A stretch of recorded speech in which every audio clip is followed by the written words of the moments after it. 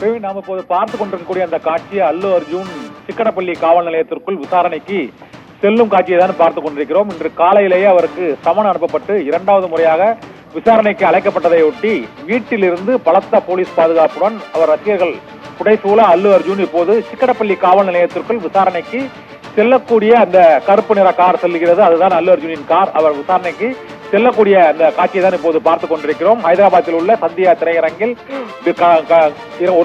ஒரு வாரத்திற்கு முன்பு அங்கு புஷ்பா 2 திரைப்படத்தின் முதல் காட்சியின் போது பெண் ரசிகை ஒருவர் தனது மகனுடன் சென்ற போது அவர் கூட்ட நெரிசலில் சிக்கி உயிரிழந்தார். ஆனால் உயிரிழந்த பின்னரும் அல்லு அர்ஜுன் அந்த திரையரங்கில் இருந்தார் என்றும் அந்த உயிரிழப்புக்கு காரணம் மற்றும் காவல்துறையினரிடம் அல்லு அர்ஜுன் செல்வது குறித்து முறையாக தெரிவிக்கவில்லை என்றும் காவல்துறை தரப்பில் தெரிவிக்கப்பட்டு வழக்கு தொடரப்பட்டு ஒரு நாள் கைது செய்யப்பட்டு சிறையில் அடைக்கப்பட்டு மறுநாள் விடுவிக்கப்பட்டார். இந்த சூழ்நிலையில் தான் நேற்று மீண்டும் இந்த பிரச்சனையில் அவரது வீட்டிற்குள் புகுந்து போராட்டம் நடத்தினார்கள் நேற்று முன்தினம். இதனால் அவர் வீட்டுக்கு முன் இருந்த பூந்தொட்டிகள் உடைக்கப்பட்டன.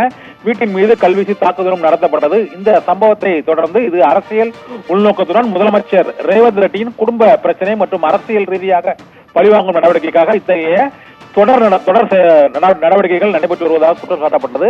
இந்த சூழ்நிலையில் தான் இரண்டாவது முறையாக அவருக்கு சமன் அனுப்பப்பட்டு விசாரணைக்கு அல்லு அர்ஜுன் ஆஜராகி இருக்கிறார். இதனால் அவர் இன்று இரண்டாவது முறையாக கைது செய்யப்படுவாரா என்ற ஒரு பரபரப்பு ஏற்பட்டிருக்கிறது.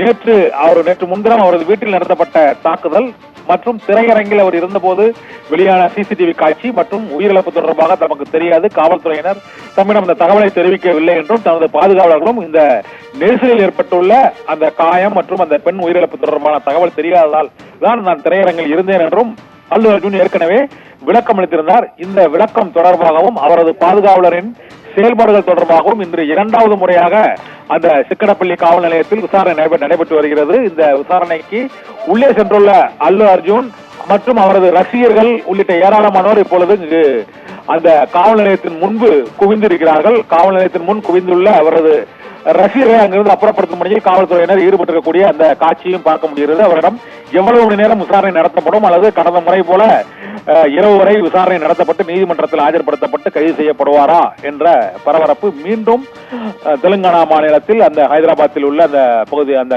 காவல் நிலையத்தில் மீண்டும் அந்த பரபரப்பு மற்றும் பதட்டமான சூழ்நிலை எழுந்துள்ளது. பிரவீன்.